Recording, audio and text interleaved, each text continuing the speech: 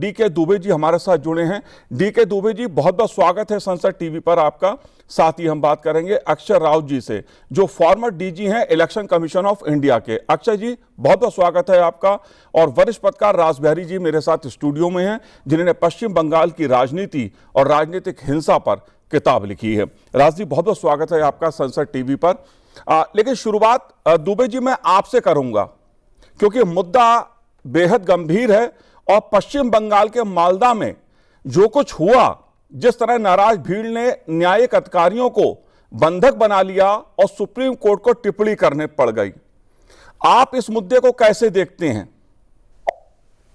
देखिए, एक बात तो बिल्कुल साफ है कि चुनाव आयोग का पहला काम है फ्री फ्लो चुनाव करवाना, क्योंकि डेमोक्रेसी की वो नींव है।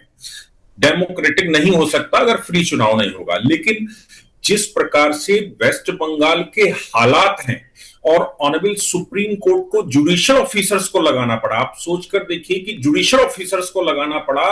ये इतिहास में पहली बार हो रहा है कि जुडिशियल ऑफिसर एसआईआर पर काम कर रहे हैं।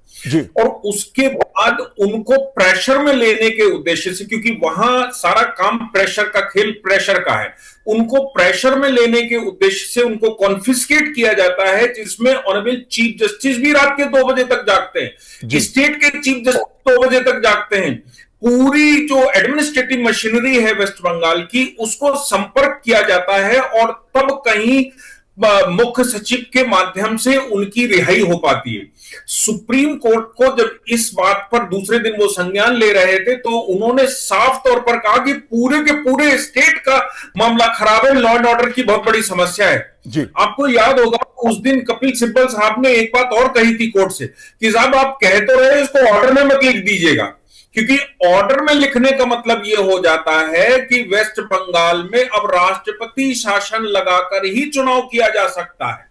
इसलिए इतना गंभीर मुद्दा हो गया था कि सुप्रीम कोर्ट को यह कहना पड़ा कि मुझे मत समझाइए वहां कौन कौन सी फोर्सेस काम कर रही है, और मुझे सारा अंदाजा है कि वहां क्या क्या चल रहा है। तो मैं समझता हूं कि सुप्रीम कोर्ट को इतनी तल्ख टिप्पणी और पूरी जुडिशियल सर्विसेज को वहां चुनाव में लगाना, यह भारत के इतिहास में पहली बार किसी स्टेट के चुनाव में हो रहा है, और यह बड़ी दुखद घटना है। इससे ज्यादा दुखद घटना कुछ हो नहीं सकती।